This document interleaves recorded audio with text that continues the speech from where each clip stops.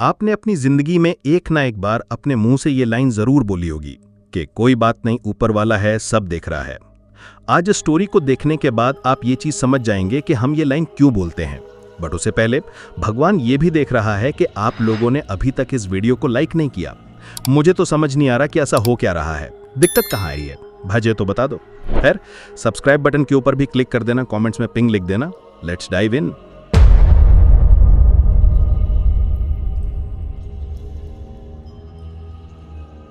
इस इंसिडेंट को समझने के लिए हमें इंग्लैंड के सी साइड कम्युनिटी में बने हुए इस ग्लेन नाम के इस बहुत ही बड़े मैनर में जाना पड़ेगा।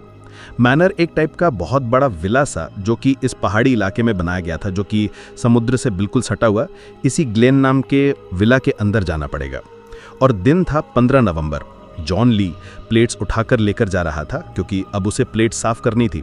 उसने जैसे प्लेट्स उठाकर अपनी दूसरी साइड देखा, जो कि उसकी सगी बहन एलिजाबेथ, वो भी एक एक दो दो प्लेट्स उठाकर उनको किचन की तरफ लेकर जा रही थी क्योंकि उसको भी ये प्लेट साफ करनी थी। असल में दोनों ही, यानी कि एलिजाबेथ और जॉन ली, दोनों ही बहुत बड़े विला के अंदर नौकर थे। यहीं पे काम करते थे, खाना वाना बनाने का, साफ सफाई का। असल में ग्लेन नाम का ये विला बहुत सालों पहले, यानी कि 1884 से बहुत टाइम पहले एक बहुत ही जानी मानी टूरिस्ट स्पॉट हुआ करती थी पूरे इंग्लैंड की। इनफैक्ट इतनी जानी मानी टूरिस्ट स्पॉट की यहाँ पर इंग्लैंड के राजा और रानी आकर इस विला के अंदर रुका करते थे। बट टाइम बीतने के साथ साथ ये प्रॉपर्टी पुरानी होती गई और लोगों का इसके बीच में क्रेज बहुत कम हो चुका था। जो लोग अब इसके मालिक थे, उन लोगों ने इसके अंदर काम करने वाले लोगों की संख्या को भी कम कर दिया।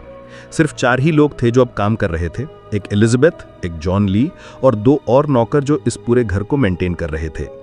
15 नवंबर को जॉन ने घूमकर अपनी बहन एलिजाबेथ की तरफ देखा। उसको थोड़ा अजीब सा लगा क्योंकि उसकी बहन एक एक दो दो प्लेट्स उठाकर लेकर जा रही थी और वो एक साथ 15-20 प्लेट्स को एक के ऊपर एक स्टैक करके उनको एक साथ सीधा किचन में लेकर जा रहा था। इससे उनका टाइम बचता, उनकी एनर्जी बचती। जैसे उसने अपनी बहन की तरफ देखा, उसको अजीब लगा। जॉन ने अपनी बहन एलिजाबेथ से बात करने की कोशिश करी कि वो ऐसा क्यों कर रही है, एक साथ बहुत सारी प्लेट्स को उठाकर क्यों नहीं लेकर जा रही, हमें जल्दी ये रूम दोबारा तैयार करना है, इसके अंदर अगली पार्टी होने वाली है। बट जैसे उसने अपनी बहन की तरफ देखा, उसकी बहन उसे इग्नोर कर रही थी। अब इससे पहले कि जॉन अपनी बहन एलिजाबेथ को कुछ बोल पाता, इतने में ही एलिजाबेथ ने जो हाथ में प्लेट्स पकड़ी हुई थी उसको टेबल पर रखा, जॉन की तरफ घूमकर आगे की तरफ हाथ करके उसको बोलने लगी कि मुझे माफ़ कर दो प्लीज़, क्योंकि मुझे लग रहा है कि मैं बहुत ज़्यादा थक चुकी हूँ और मुझे अब जाकर घर पे सो जाना चाहिए, अंदर वाले कमरे में। अब जैसे ये बात एलिजाबेथ ने बोली, अपनी वो प्लेट्स उठाकर वो वापस किचन की तरफ गई और वो वापस आई ही नहीं। असल में एलिजाबेथ जब ये बातें जॉन को बोल रही थी, तब उसके हाथ कुछ आगे की तरफ ऐसे थे, पेट के ऊपर लगे हुए थे और उसको देखकर ही समझ आ रहा था कि एलिजाबेथ प्रेग्नेंट है। अब उस टाइम पर 1884 में अनमैरिड प्रेग्नेंट हो जाना ये बहुत ज़्यादा बदनामी वाली बात थी पूरे इलाके के अंदर। अब ऑब्वियसली जॉन ली को दिख रहा था कि उसकी बहन प्रेग्नेंट है, लेकिन उसने सामने से कंफर्म नहीं किया, उसने खुद से नहीं बोला। जॉन समझ चुका था कि उसकी बहन इस हालत में है, इसलिए उसको थका थका महसूस हो रहा होगा, उसके तबीयत ठीक नहीं होगी, मूड स्विंग्स हो रहे होंगे। कोई बात नहीं, उसको जाकर आराम करने दो, ये सारा जो भी काम पड़े वो मैं निपटा लूँगा। और कॉन्टेक्स्ट, एलिजाबेथ ने ना सिर्फ जॉन ली को बल्कि घर के अंदर काम करने वाले और भी नौकर या फिर घर के मालिक, इनमें से किसी को भी नहीं बताया कि वो प्रेग्नेंट है। और वो एक्चुअल में बता ही नहीं सकती, क्योंकि अगर उसने बता दिया सामने से कि वो प्रेग्नेंट है तो इस घर के मालिक उसको अपनी नौकरी से निकाल देंगे, क्योंकि ये चीज़ किसी भी हालात में एक्सेप्टेबल नहीं थी उस टाइम पर पूरे यूके के अंदर। रात के तकरीबन 11 बज चुके थे। जॉन ली ने अपने उस पूरे कमरे का सारा तामझाम निपटाकर किचन के अंदर रख दिया, साफ सफाई कर दी सभी बर्तनों की। अब पूरा का पूरा वो डाइनिंग हॉल रेडी था अगली पार्टी के लिए। रात के तकरीबन 11 बजे के आसपास वो सारी लाइट्स वगैरह बंद करके अपने कमरे में सोने के लिए जा चुका था। बट तभी उसके कमरे का दरवाज़ा खटका और अब की बार इस घर में काम करने वाली तीसरी नौकर उसके दरवाजे पर खड़ी थी। जैसे ही जॉन ली ने दरवाज़ा खोला, सामने उसको देखकर वो हैरान नहीं हुआ, क्योंकि उसको पता था कि यहाँ पर क्यों आई है। जी हाँ, अभी 11 बजे का टाइम हो चुका था नाइट टाइम प्रेयर्स का। असल में हर रोज रात को सोने से पहले इस घर के मालिक सभी नौकरों को अपने पास बुलाकर एक साथ सभी लोग नाइट टाइम प्रेयर्स वगैरह करते, भगवान का शुक्रिया अदा करते और उसके बाद जाकर रात को आराम से सो जाते। एमा, जो कि इस घर की मेन मालकिन, एमा उस बूढ़ी महिला को बहुत ज़्यादा स्पिरिचुअल, उसको भगवान के अंदर बहुत ज़्यादा विश्वास, और वो डेली रात को अपने घर के अंदर रहने वाले सभी लोगों को अपने पास बुलाकर नाइट टाइम प्रेयर्स वगैरह करती। और इसीलिए अब जॉन ली को भी उठकर जाना पड़ता मजबूरी। बेशक उसको भगवान के अंदर विश्वास नहीं, लेकिन एमा को ये चीज़ पसंद थी, इसलिए जॉन ली हर रात एमा के कहने पर रात को जाकर सभी लोग ये प्रेयर्स वगैरह करते, भगवान का शुक्रिया अदा करते और उसके बाद जाकर रात को आराम से सो जाते।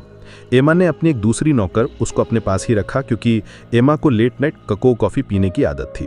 सो बाकी सभी लोग जाकर सो चुके थे। उस तीसरी नौकर ने एमा के लिए किचन में जाकर लेट नाइट वो कोको कॉफ़ी बनाई और उस कॉफ़ी को बनाकर एमा के पास रख के उसको वापस रात को गुड नाइट करके अपने कमरे में जाकर सो चुकी थी।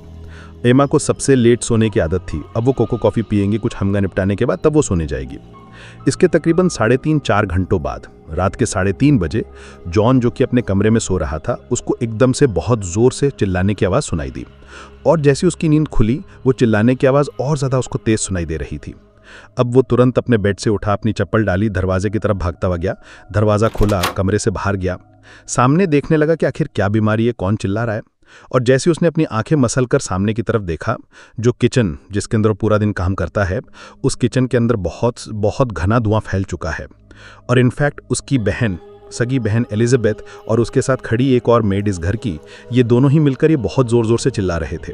इनफैक्ट ये चिल्ला रहे थे सिर्फ इसलिए ताकि जॉन अपने कमरे से उठ जाए और जितने भी लोग इस घर के अंदर फंसे हुए हैं, जो सो रहे हैं, उनको घर से बाहर निकाले, क्योंकि घर के अंदर आग लग चुकी है।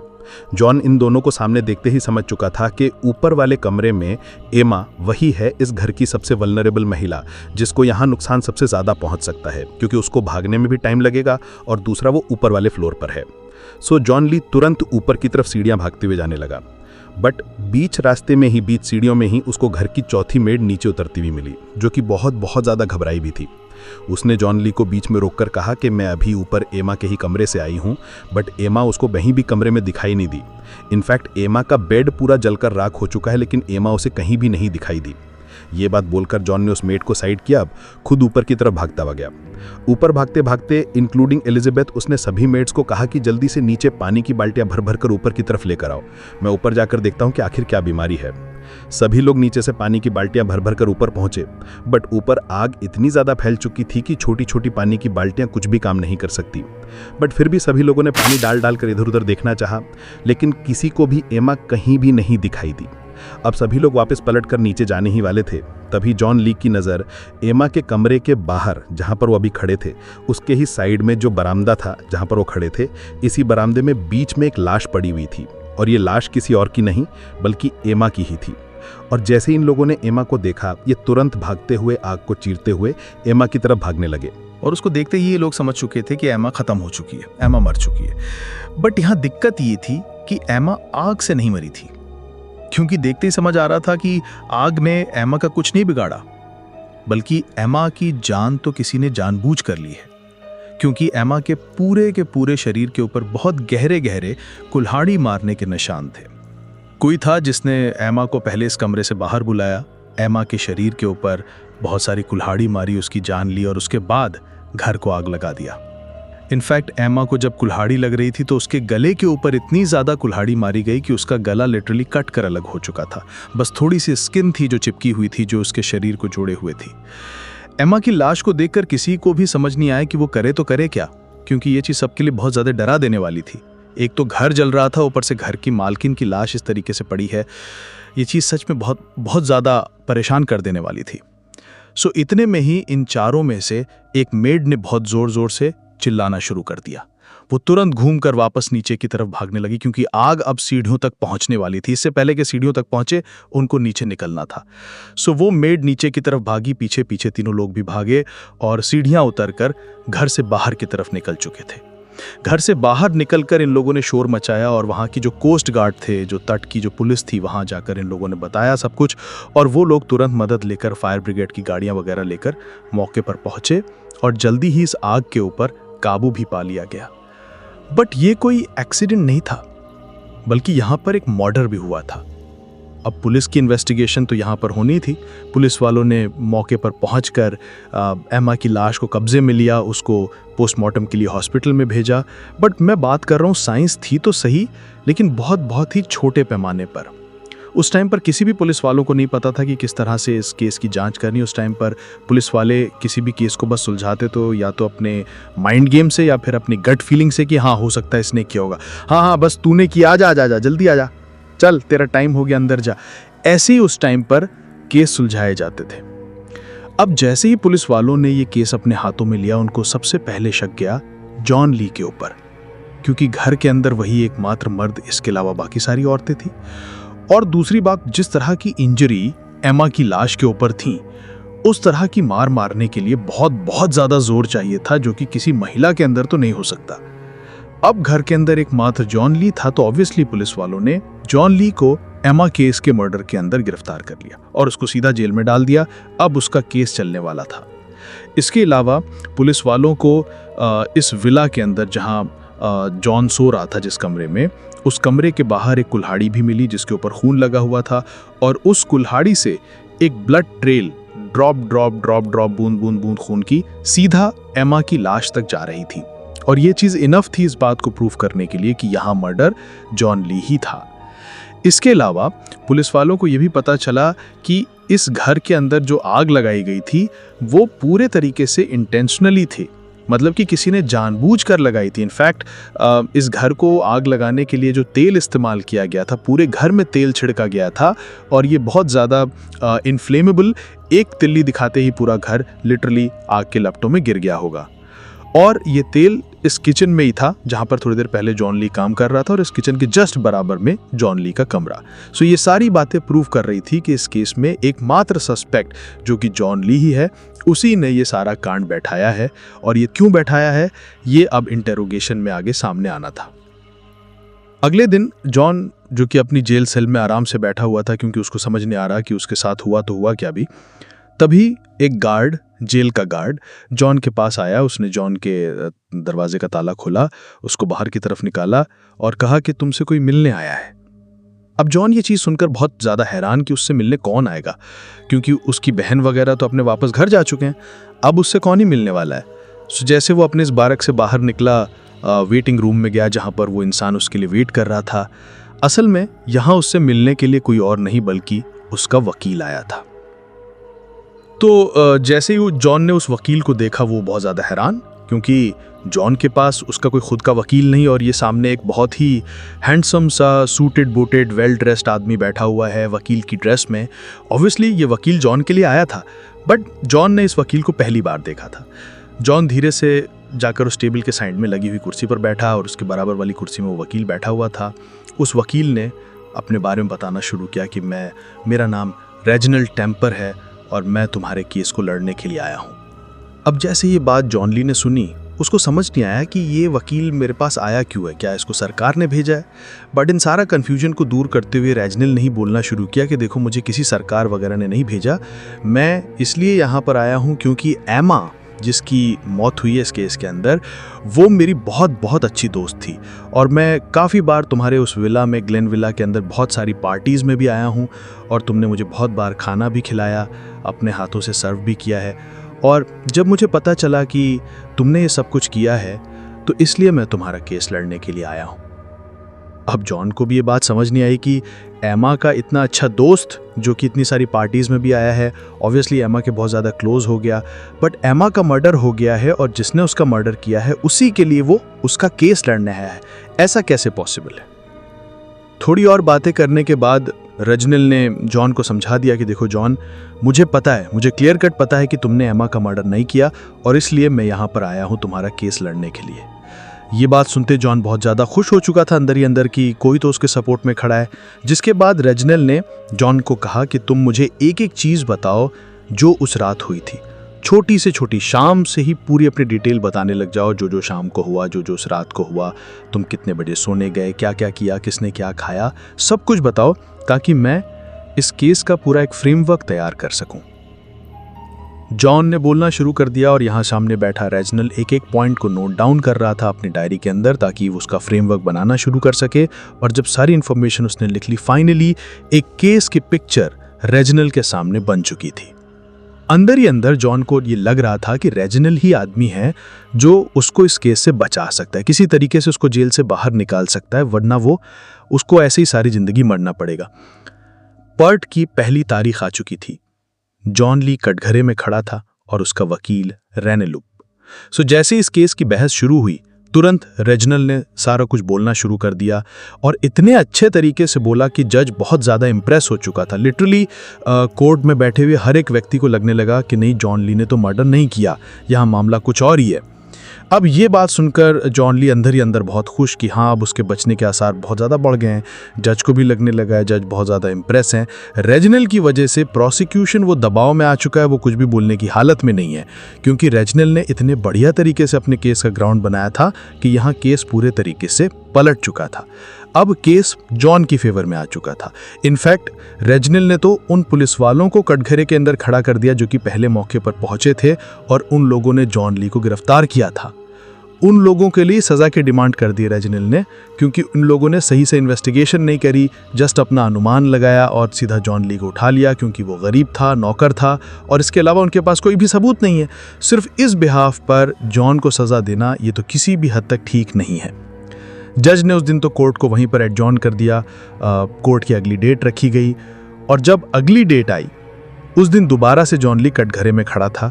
बट यहाँ दिक्कत ये थी कि अब की बार रेजिनल कोर्ट के अंदर आया ही नहीं, वो अभी तक पहुंचा ही नहीं उसका केस लड़ने के लिए। वो बहुत ज़्यादा लेट हो चुका था। सामने बैठा हुआ जज बार बार जॉन ली से पूछ रहा था कि तुम्हारा वकील यहाँ मौके पर आया नहीं अभी तक, वरना मुझे कोर्ट की कार्रवाई शुरू करनी पड़ेगी। बार बार जॉन ली जज के सामने हाथ जोड़कर रिक्वेस्ट कर रहा था कि जनाब थोड़ी देर और रुक जाओ, शायद आते ही होंगे, शायद आते ही होंगे, बीच में किसी काम में अटक गए होंगे। काफ़ी देर तक इंतज़ार करने के बाद जज परेशान हो चुका था। उसने कहा, देखो जॉन, अगर तुम्हारा वकील नहीं आ रहा तो तुम्हें खुद को डिफेंड करना पड़ेगा, तुम खुद के वकील बनो और मैं इस कार्रवाई को शुरू करता हूँ। बट अब आप सोचकर देखिए कि नौकर व्यक्ति जो कभी स्कूल में गया ना हो, उसको कुछ नहीं पता लॉ क्या होता है, कानून क्या होता है और उसकी पेचीदगियों को समझकर कैसे किसी भी केस को लड़ा जाता है। अब ये चीज़ें तो जॉन ली को कुछ भी नहीं पता। जैसे तैसे वो दूसरी तारीख भी निकल गई। अब एक के बाद एक तारीखें आने लगी, बट रेजिनल किसी तारीख पर आता और किसी पर नहीं आता। अब यहाँ दिक्कत ये थी कि जिस तारीख पर वो नहीं आता उस टाइम पर जॉन को खुद से ही इस केस के अंदर अपने आप को डिफेंड करना पड़ता। दूसरी बात, जॉन जब पूछता रेजिनल से कि तुम कोर्ट की डेट पर क्यों नहीं आ रहे हो, तो वो अलग अलग बहाने लगा रहा था कि मुझे काम हो गया था, मुझे ये हो गया था, मुझे किसी और केस के लिए जाना पड़ गया। अब ये बातें जॉन को भी अजीब सी लगने लगी, कोर्ट को भी अजीब लग रही थी। आगे आगे तारीखें निकलती रही और अब जब रेजिनल कोर्ट के अंदर आता, वो सीधे तौर पर अपने ग्राउंड को ख़त्म कर चुका था। वो अब सीधे तौर पर इस जॉन ली को ही मुजरिम ठहरा रहा था कि हाँ जनाब, जो भी कुछ हुआ इस जॉन ली ने किया है, आप तुरंत इसको फांसी के ऊपर टांग दो। इनफैक्ट जब भी ये रेजिनल कोर्ट के अंदर खड़ा होता, जज के सामने आर्ग्यूमेंट कर रहा होता, वो जज को गुस्सा दिलाने के लिए उसके ऊपर ही सवाल टांग देता कि तुमको सही से इंग्लिश नहीं बोलनी आती, तुमको किसी भी चीज़ की स्पेलिंग नहीं आती, ज़रा तुम में हिम्मत हो तो इस वर्ड को स्पेल करके दिखाओ। इस तरह से वो जज को उकसा रहा था कि वो जज इस केस के अंदर जल्दी से जल्दी फैसला सुना दे। इनफैक्ट जितने भी गवाहों को वो कटघरे के अंदर पेश करता, उनसे बहुत ही अजीब अजीब सवाल पूछता कि जैसे तुमने आज नाश्ते में क्या खाया था, तुमने कौन से कलर के कपड़े पहने हुए, अंदर बाहर सब कुछ बताओ, या फिर तुम्हारा फेवरेट कलर कौन सा है। इस तरह के सवाल पूछकर गवाहों से वो कोर्ट का टाइम वेस्ट कर रहा था। इतनी बकवास करने के बाद रेजिनल ने बीच में ही इस केस को छोड़ दिया। वो जॉन को ऐसे ही विड्रॉ करके जा चुका था कि तुम अपना केस अपने आप देखो, मेरे तो बस की बात नहीं है। अब जॉन दोबारा से अकेला था और जज उसके सामने खड़ा था, उसका वेट कर रहा था कि वो खुद को किस तरीके से डिफेंड करता है। इतने में ही एक और वकील, जब उसको पता चला कि रेजिनल इस केस को छोड़कर जा चुका है, अब दूसरे वकीलों के पास मौका था, क्योंकि रेजिनल वहाँ का बहुत जाना माना वकील, बहुत ही पहुंची हुई चीज़ ये। अब जैसे ही और वकीलों को पता लगा, और वकील अब जॉन के पास गए और कहने लगे कि हम तुम्हारा केस लड़ेंगे। जॉन ने एक वकील को हाँ कर भी दिया। बट यहाँ दिक्कत ये थी कि रेजिल जो क्राउन बना के गया था इस केस का पहले दिन, वो बहुत स्ट्रांग था, बट उसके बाद उसने सारा रायता फैला दिया। दूसरा, अब जो वकील नया आया था वो सच में जॉन ली की हेल्प करना चाह रहा था, वो उसकी मदद करना चाह रहा था, वो उस केस को बाहर निकालना चाह रहा था। बट यहाँ दिक्कत ये थी कि वो नए वाला वकील इतना ज़्यादा स्किल्ड नहीं है, उसको समझ भी नहीं आ रहा था कि इस केस को आगे बढ़ाएं तो बढ़ाए कैसे।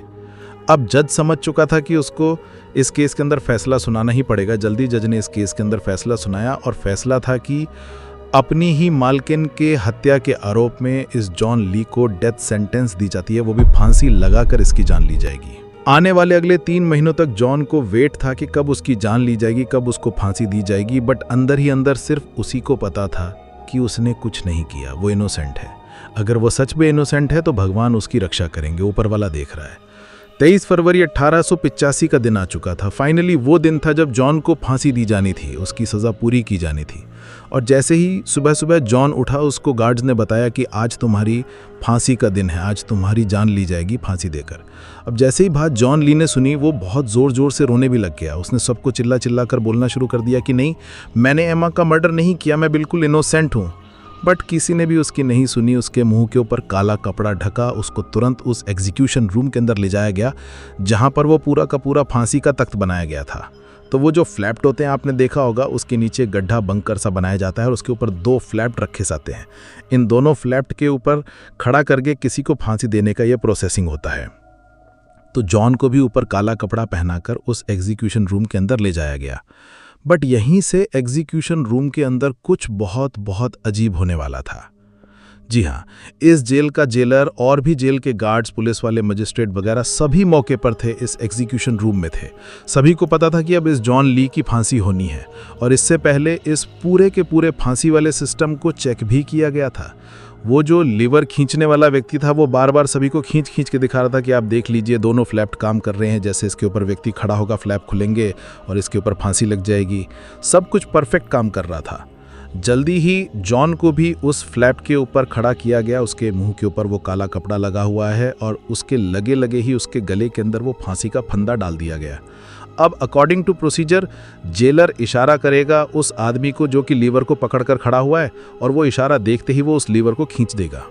अब जॉन भी तैयार था मरने के लिए, बाकी लोग तैयार थे मारने के लिए, लीवर वाला तैयार था लीवर खींचने के लिए। जैसे ही जेलर ने इशारा किया, उस आदमी ने वो लीवर खींचा, बट वो फ्लैप्ड सेम पोजीशन में थे। अब ये बात सबके लिए बहुत ज़्यादा हैरान कर देने वाली थी, क्योंकि अभी तक उन लोगों ने चेक किया कि फ्लैप्ड काम कर रहे थे।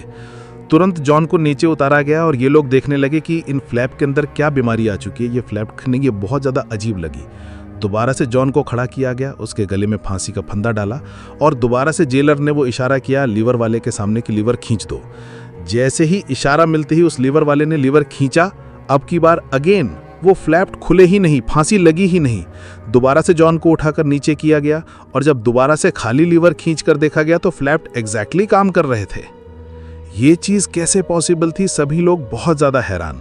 और इसके बाद फांसी देने का रूल ही नहीं था, क्योंकि 3 बार ही ये पुलिस वाले ट्राई कर सकते थे। इसके बाद तो इन लोगों के ऊपर क्रूअल एक्ट लग जाता कि वो लोग ऐसे किसी व्यक्ति को प्रताड़ित कर रहे हैं, बार बार उसकी जान ले रहे हैं। अब वो लोग फांसी नहीं दे सकते थे। दोबारा से जॉन ली को उसकी जेल बैरक के अंदर शिफ्ट कर दिया गया और दोबारा से वो केस चला। और वही जज जिसने जॉन ली को फांसी की सज़ा दी थी, उस जज ने जब ये सुना कि 3 बार जॉन ली को फांसी देने की कोशिश की गई, बट वो फांसी लगी नहीं, वो फ्लैप दुखे, वो काम नहीं कर रहे थे, इसलिए हमने वो फांसी को वहीं पे कैंसिल कर दिया। सो आप प्लीज़ इसको कोई और सज़ा दे दीजिएगा। अगर एक बार फांसी की सज़ा ना पूरी हो पाए तो उसके बाद मजबूरन सज़ा कम करनी पड़ती है, क्योंकि वो आदमी सोच कर देखे किस लेवल से वापस आया है। जॉन ली, जिसको पता है कि अब उसकी जान ली जाएगी, और एक नहीं 3 बार ट्राई की गई। जब सोच कर देखिए, जब वो लिवर खींचने की आवाज़ सुनता होगा तब वो जॉन ली को लग रहा होगा कि अब उसके फांसी लग जाएगी, अब उसकी गर्दन टूट जाएगी, अब वो मर जाएगा। 3 बार उसने इस माहौल को अपने अंदर फील किया होगा। खैर, जज ने अब इस कोर्ट के अंदर खड़े होकर जॉन ली को 22 सालों की गैर जमानती सज़ा सुनाई, मतलब कि अब मौत की सज़ा 22 सालों की जेल की सज़ा में बदल चुकी थी। सो तकरीबन 6 सालों का समय बीत चुका था। जॉन अभी भी जेल के अंदर ही था, मतलब कि अभी टोटल उसकी 16 सालों के आसपास की सज़ा और बाकी थी। 6 सालों के बाद एमा के मर्डर के लोग जॉन को भी भूल चुके थे, एमा को भी भूल चुके थे और उस ग्लेन विला को भी भूल चुके थे। किसी को कुछ याद नहीं। सो 1890 में एक दिन इस शहर के बहुत बड़े बड़े जो पॉलिटिकल फिगर्स थे, जो जितने भी नेता थे, जितने भी समाज सेवी थे, जितने भी बड़े बड़े व्यापारी थे, वो सारे लोग इकट्ठा होकर इस शहर के कब्रिस्तान में पहुंचे और इन लोगों ने अभी अभी एक आदमी का अंतिम संस्कार किया था। और जैसे इन लोगों ने इस आदमी का अंतिम संस्कार किया, सभी लोगों ने अपने एंड में, आपको पता होगा कि बाहर जब कब्रिस्तान के अंदर किसी भी व्यक्ति को दफनाया जाता है तो जाते जाते लोग अपने हाथ से एक एक मुट्ठी भरकर मिट्टी की उस कब्र के ऊपर फेंकते हैं ताकि अपना सहयोग दे सकें इस व्यक्ति को दफनाने में। सो जैसे ही इन लोगों ने भी अपनी वो लास्ट मुट्ठी भर कर मिट्टी की उस कब्र के अंदर फेंकी, सभी लोग बस एक ही बात बोल रहे थे और ये चीज़ सभी को वैलिड भी लग रही थी। जी हाँ, और वो बात थी इन सब के बीच में कि आज हम सब ने मिलकर एक हत्यारे को दफना दिया, एक बहुत ही वेल रिस्पेक्टेड आदमी को, जो कि जिसकी बहुत ज़्यादा इज्जत है पूरे शहर के अंदर, उसको दफनाया था। बट ये लोग ऐसे कैसे बोल रहे थे कि आज हमने एक हत्यारे को दफना दिया। खैर, सभी लोगों के मन में एक बात थी जो कि अब सामने आने वाली थी। सो इस अंतिम संस्कार के बाद से एक बहुत ही भयंकर स्टोरी निकलकर ना सिर्फ पुलिस वालों के सामने बल्कि पूरी दुनिया के सामने आई, जिस वजह से मैं ये केस आज आपके सामने रख रहा हूँ। जी हाँ, 15 नवंबर 1884 की रात को क्या हुआ था एमा के साथ, वो सच में बहुत ज़्यादा दिल दहला देने वाला था। मैंने आपको बताया था इस स्टोरी के स्टार्टिंग में कि एलिजाबेथ उस टाइम पर प्रेग्नेंट थी, कुछ महीने की प्रेग्नेंट हो चुकी थी। और ये बात ना सिर्फ उसके भाई जॉन ली को बल्कि 2 मेड जो उसके साथ रह रही थी उन सबको पता थी। और सभी लोग मिलकर इस बात को छुपाना तो चाहते थे, बट वो किसी तरीके से एलिजाबेथ की मदद भी करना चाहते थे, क्योंकि हम सबको पता है कि प्रेगनेंसी में एक दूसरे का सहारा चाहिए होता है। बट यहाँ दिक्कत ये थी कि ये प्रेगनेंसी कुंवारी लड़की की थी, मतलब कि अभी उसकी शादी नहीं थी, और ये बात उसके लिए बहुत ज़्यादा बदनामी वाली थी। अब ना सिर्फ ये बात बदनामी वाली माँ के लिए थी बल्कि इस बच्चे के बाप के लिए भी ये बात उतनी ही बदनामी वाली थी। जी हाँ, एलिजाबेथ भी बहुत ज़्यादा चिंतित थी कि जब लोगों को पता लगेगा कि वो प्रेग्नेंट है और उसकी शादी नहीं हुई है तो लोग उसके बारे में क्या सोचेंगे। अब ना सिर्फ ये बात एलिजाबेथ सोच रही थी बल्कि इस बच्चे का बाप भी सोच रहा था कि जब लोगों को पता चलेगा कि वो बिना शादी के ही बाप बन गया है तो लोग उसके बारे में क्या सोचेंगे। बट इतना सब होने के बाद भी, इतनी चिंता होने के बाद भी वो पिता अभी भी दूर नहीं हो रहा था एलिजाबेथ से। वो उस रात भी 15 नवंबर की, क्योंकि इस घर में सबसे लेट सोने वाली महिला सिर्फ और सिर्फ एमा, उसको ये आदत थी कॉफ़ी पीकर कुछ वो अपने छोटे मोटे काम निपटाने की। एमा जो कि इस घर की मालकिन थी, उसको भी पता था कि एलिजाबेथ प्रेग्नेंट है। ये बात किसी को नहीं पता कि एमा को पता था, बट उसको ये भी पता था कि जो भी इस बच्चे का पिता है वो उससे यहीं पर मिलने आता है। और एक्चुअल में एमा रात को इसलिए लेट तक जगती थी ताकि वो इस पिता को रंगे हाथों पकड़ सके। ये जो भी व्यक्ति है जो यहाँ पर एलिजाबेथ से मिलने के लिए आता है वो उसका रंगे हाथों पकड़ सके। अब जैसे ही वो आदमी 15 नवंबर 1885 को मिलने के लिए पहुंचा, एमा को पता चल चुका था कि वो आदमी घर के अंदर घुस चुका है, क्योंकि खटपट हो चुकी थी। एमा अपने कमरे से बाहर निकली। उसने सामने की तरफ एलिजाबेथ के कमरे के दरवाजे की तरफ देखा जिसके बाहर वो आदमी खड़ा था और एलिजाबेथ से मिलने की कोशिश कर रहा था। अब आप सोचकर देखिए, एमा बहुत ज़्यादा स्पिरिचुअल, बहुत ज़्यादा रिलीजियस, वो भगवान के अंदर बहुत ज़्यादा विश्वास करती। और जब उसने रात के टाइम पर अपने सामने इस बंदे को खड़े हुए देखा जो कि अनजान है उसके लिए, तो उसको भी बहुत ज़्यादा गुस्सा आया। वो तुरंत उस आदमी के ऊपर दूर से चिल्लाने लग गई कि मेरे घर से दफ़ा हो जाओ, वरना मैं पूरी दुनिया में बता दूंगी कि तुम्हारा और एलिजाबेथ का क्या चल रहा है। तुम बच्चे के बाप बनने वाले हो, मुझे सब कुछ पता है, तुम मुझे बेवकूफ़ समझते हो। वो इतनी ज़ोर ज़ोर से चिल्लाने लग गई कि वो आदमी, उसने एमा की तरफ घूम कर देखा और लिटरली वो देखती समझ चुका था कि एमा के साथ अब उसे क्या करना है। एमा चिल्लाती चिल्लाती उस आदमी के पास आई और वहां खड़े होकर भी चिल्लाने लगी। अब आपको मैं बता दूं, या फिर आपको पता ही होगा कि पुराने ज़माने में जो भी घर बनते थे उनकी दीवारों के ऊपर शो पीस के लिए कोई तलवारें, कोई वो धनुष बाण वगैरह या फिर बंदूक या फिर कुल्हाड़ी वगैरह से सजाया करते थे। आज भी सजाते हैं एंटीक के तौर पर।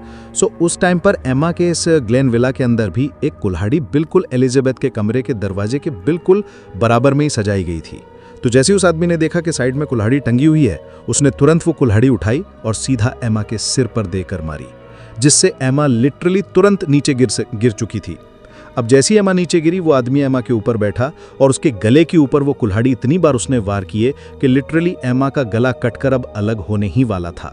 इतना ही नहीं, वो कंफर्म करना चाहता था कि एमा ये बात किसी को और को ना बता पाए। एमा की जान जाना जरूरी है उसके बाद सीक्रेट रखने के लिए। उस आदमी ने तुरंत वो कुल्हाड़ी उठाई और एमा के पूरे शरीर पर अंधाधुंध से वार करने शुरू कर दिए।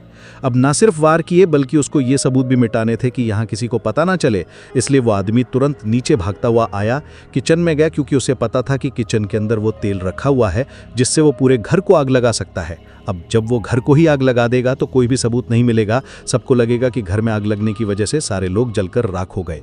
उस आदमी ने वो बोतल खोली, पूरे घर के अंदर वो तेल फेंकना शुरू किया। पूरे घर को अच्छे से तेल के हवाले करके उसने तिल्ली दिखाई।